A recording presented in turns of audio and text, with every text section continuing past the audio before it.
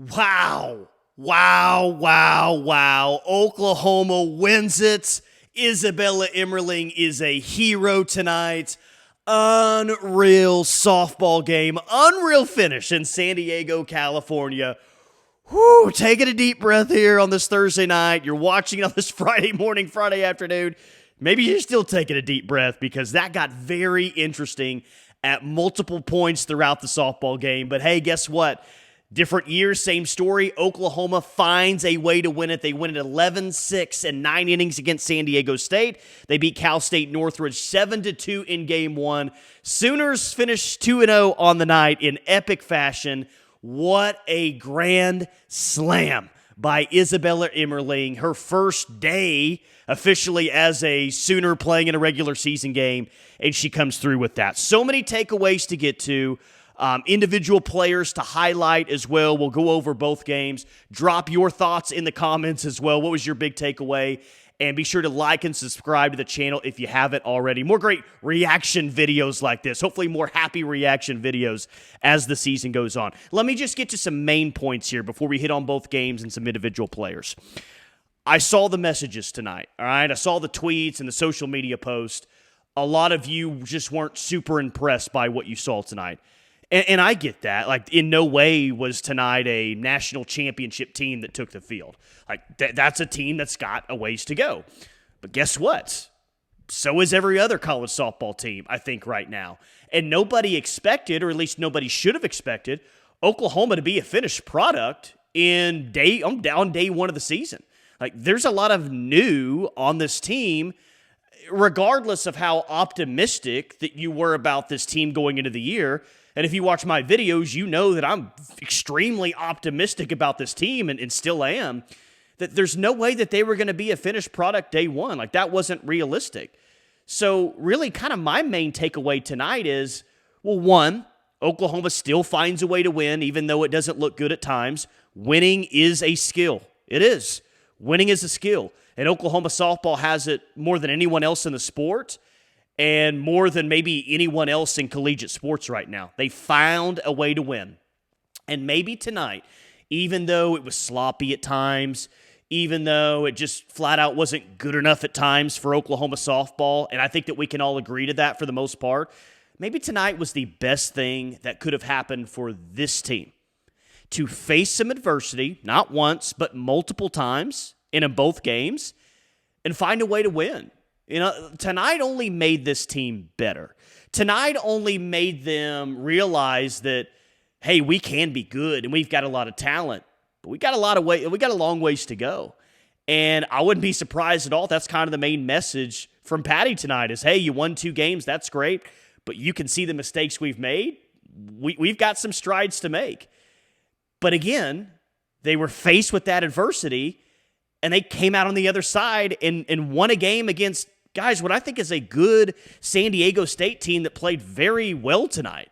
You know, that was a tough spot for this team. They got down 3-0 in the game. They felt like they trailed for a majority of the game, and they still found a way to win the softball game. So that's kind of my big takeaway is, you know, maybe in the grand scheme of things, you know, you'd like to come out and play extremely well, but that's not where this team is at right now. Where this team is at is what we saw tonight. A lot of high-level moments, but some moments to where you say, yeah, they've got some work to do.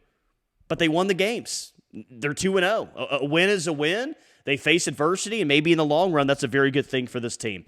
Okay, some real winners tonight. We've got to start with Audrey Lowry. Yes, Isabella Emmerling had the biggest hit of the night. Unbelievable. We'll be talking about that all weekend long. That grand slam was an absolute shot to left field, and you had to have it.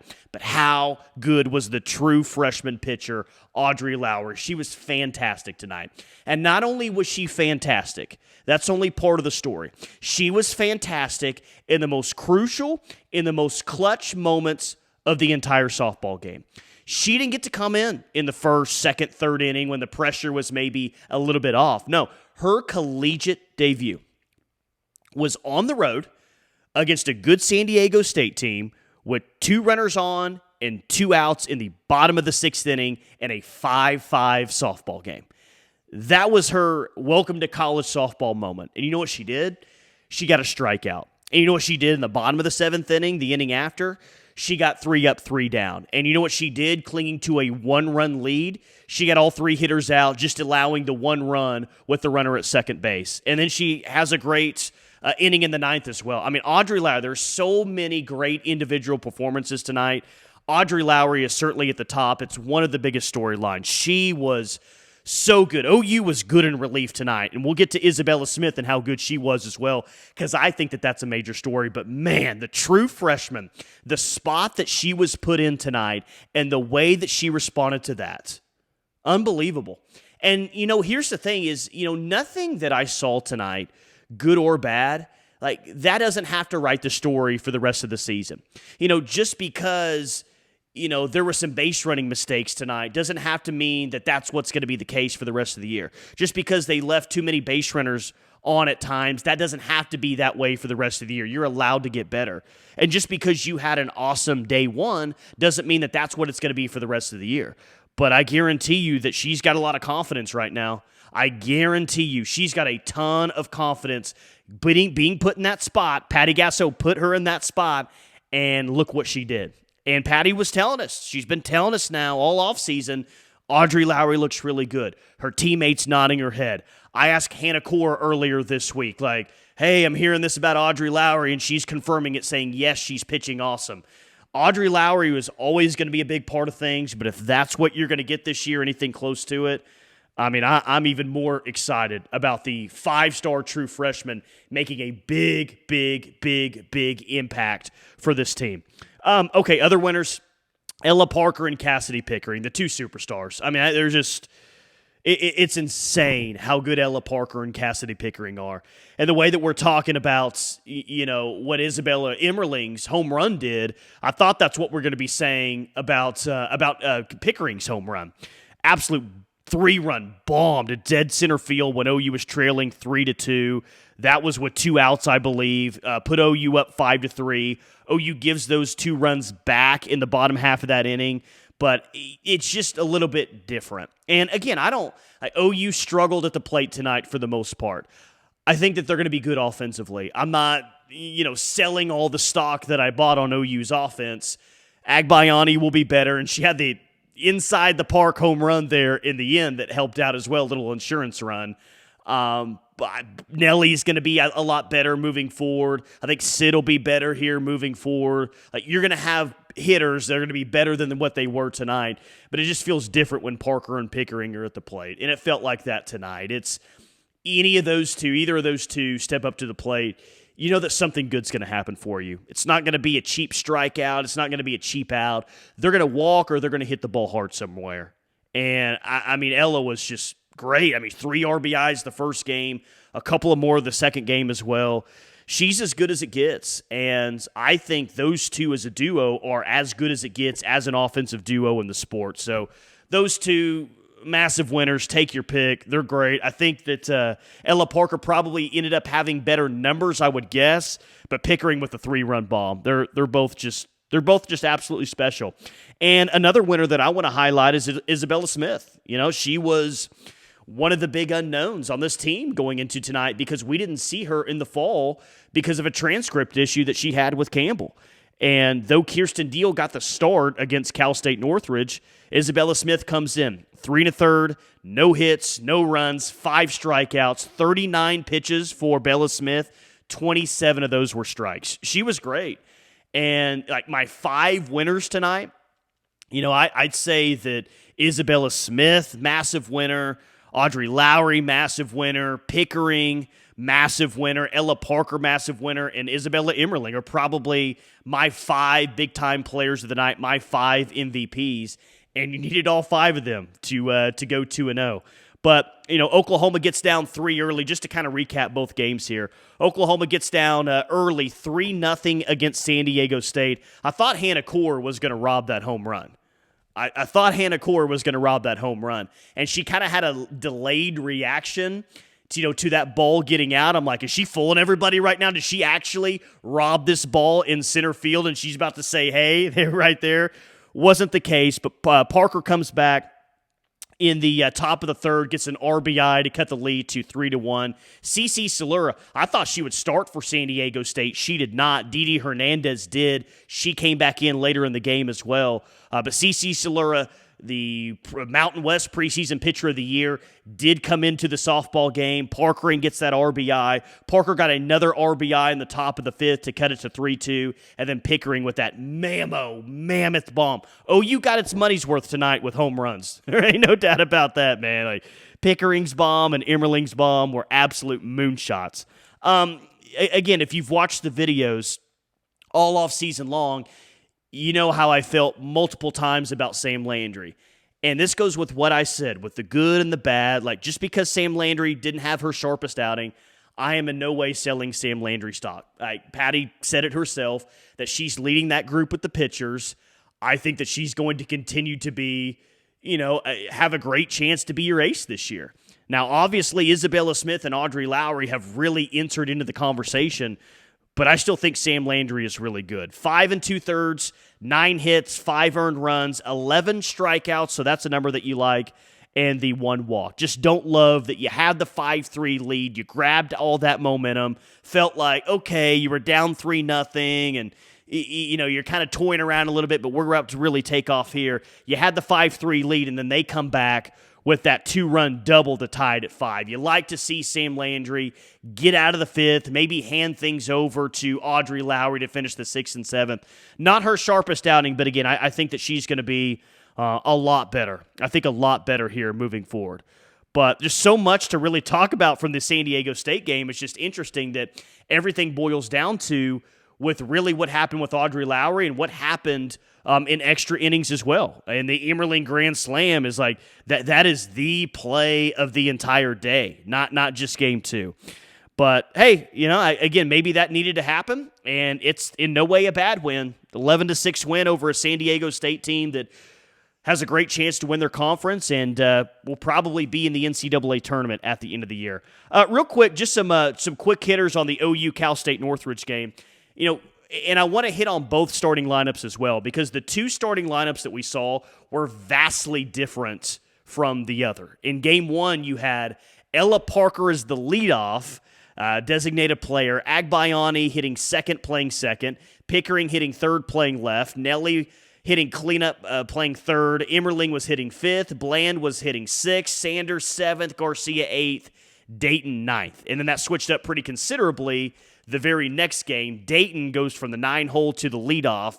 Nelly hits second, Parker hits third, Sanders hits 4th, Pickering hits 5th, Emmerling, Agbayani, Barker, Core, and then Sam Landry was the starting pitcher in game 2. So I think that trend's going to continue throughout the course of the rest of the weekend, that no lineup is going to look the same from game to game. Now, we're going to get more and more information as we move forward on this team and who kind of the best options are at certain positions, but the batting order looked vastly different. The lineup looked a lot different as well, and I think that they are using this weekend and going to use the first few weeks of the regular season to really put players in interesting spots to see how they respond, move players up and down the lineup to see what works. I mean, they're trying to win softball games, obviously, but they're really experimenting right now, trying to find out who their best are and in what spots their best is as well. Packed house tonight in San Diego. Love to see the OU fans in the outfield. Love to see the OU fans behind the plate as well. Great showing from Sooner fans, and I know that we're going to see that throughout the course